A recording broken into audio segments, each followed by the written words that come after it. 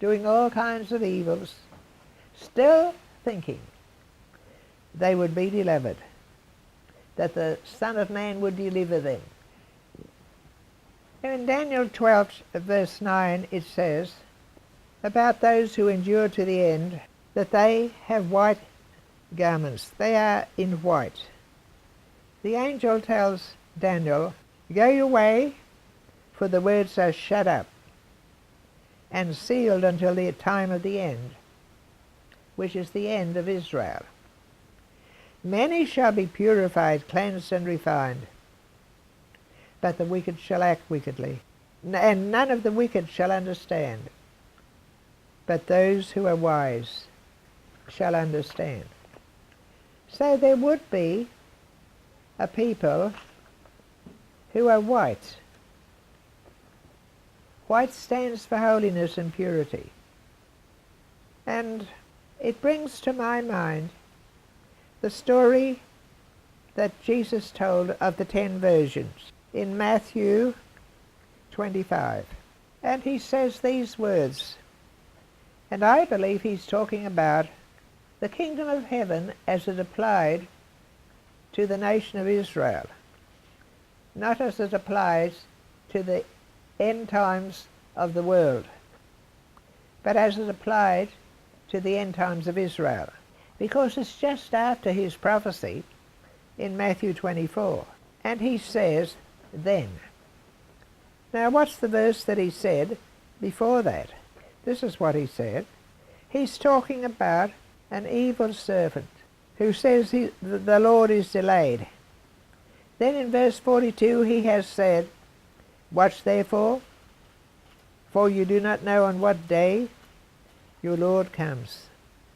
And he says this, "No one knows of that day and hour, not even the angels of heaven." Verse 37. You see, he just says day or hour. He doesn't say year. "As the days of Noah were, so will be the coming of the Son of Man. For as in those days which were before the flood, they were eating and drinking, marrying and giving in marriage, until the day that Noah entered the ark. And they did not know until the flood came and took them all away.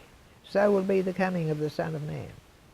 That did occur up to the very end of the actions of Titus and the Romans against Israel. Most of the people in Israel thought deliverance would come. They were told by prophets who were false prophets God would deliver them. They never imagined that their city would be destroyed. They never imagined that the temple would end.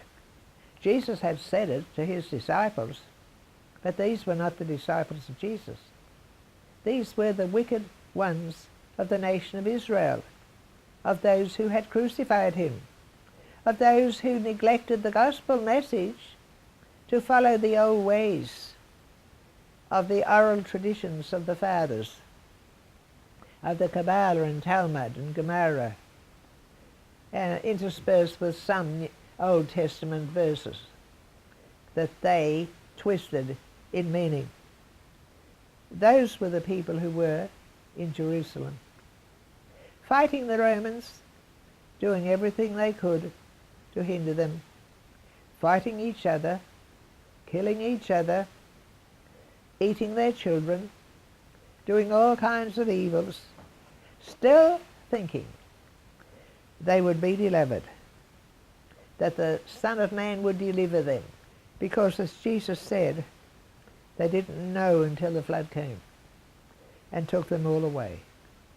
So would be his coming. In the end of his coming, they would all be taken away.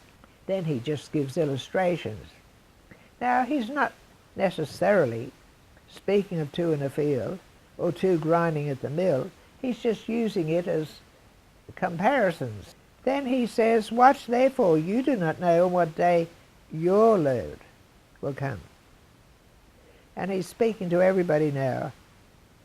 And he says, "For in an hour you do not expect the Son of Man will come." And some will believe he's coming, and maybe these are Christians. There were Christians there at that time, of course, still in Jerusalem, weak Christians, who, had they listened to Jesus, would not have been there. Not every Christian escaped. Not every Christian escaped with his life. Some did. Many did not, because they retracted their belief in Jesus Christ. That's history. Jesus then says, then the kingdom of heaven will be like 10 virgins, 5 foolish, 5 wise. 5 took oil in their lamps. They all went to sleep because the bridegroom hadn't come. Then suddenly at midnight, look, the bridegroom's coming. Come out to meet him. And all the 10 virgins arose to trim their lamps, and the foolish ones didn't have enough. And they said to the other 5, give us some of your oil. No, they said, there will not be enough for us and you. Go to those who sell and buy for yourselves. And they went. And while they were gone, the bridegroom came. And those who were ready went in with him to the marriage feast, and the door was shut. Then the other virgins came. And they said, Lord, Lord, open to us. He said, I tell you, I do not know you. Watch therefore, for you do not know the day nor the hour. Now those words were given by Jesus in parable form to the people of that day, who would still be alive when the horrible tribulation would take place. Jesus was telling them and warning them beforehand, but most did not listen. Now in Daniel 12 verses 11 and 12, there's something that we need to look into. And this has caused a bit of confusion to some people who do not know the history. And I wouldn't know if I hadn't read about it either. You don't know many things unless you investigate and research. Well, it says in verse 11, from the time of the removal of the perpetual sacrifice, which is the daily sacrifice that God set up, when the abomination of desolation, there shall be 1,290 days. Blessed is he who waits and comes to the 1,335 days. Now, according to scholars, certain scholars, it does not indicate that the removal of the perpetual or daily sacrifice occurred first, according to the way they explain the Greek. But they do say this: after 1,290 days of tribulation, the abomination of desolation was set up. And after 1,335 days, which is 45 days later, the time of the daily sacrifice was removed.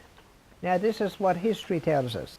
In November AD 66, in the 12th year of Nero's reign, the Roman army under Cestius Gallus encompassed Jerusalem and arrived as far as Scopus, and that's the name of our house here actually, and remained at Scopus, which was 7 odd kilometers or furlongs from Mount Zion. Then something occurred and Gallus with his army disappeared. But at that time, it was the time that Jesus had referred to and said, when you see the abomination of desolation, that he who is in the mountains, he who is in the city, he who is on the housetop, you believers, leave the city. And history tells us many of them did. Many left, because there were no soldiers besieging the city. There were no soldiers there to stop them departing, and they departed. But 45 days later, there disappeared the daily sacrifice, and that occurred under Titus. And it was during that time that prisoners who didn't bear arms were released. And it was during that time that there was a certain dispensation of favor given to some of the children of Israel. And that's why, these scholars say, it's said in Daniel 12:12, blessed is he that waits and comes to the 1,335 days. because those who were still in the city, who hadn't escaped, if they were in prison, were blessed. They were taken out. And according to history, Vespasian also did something at that time. In fact, he had to go back to Rome because he became emperor. And according to what I have read, it was at that time also that a certain number of Christians took their leave of Jerusalem and escaped the horrible end of the temple and the homes, and indeed the whole city, that was razed to the ground and burnt by fire. And that had so much blood flowing that even as it is described in Revelation 14 about the blood flowing, history tells us they walked in blood. There were so many slaughtered by the Romans of the Jews. Thousands were slaughtered. And then the dispersal came. What were left were dispersed among the nations. It was the time that Jesus had referred to and said, when you see the abomination of desolation, that he who is in the mountains, he who is in the city, he who is on the housetop, you believers, leave the city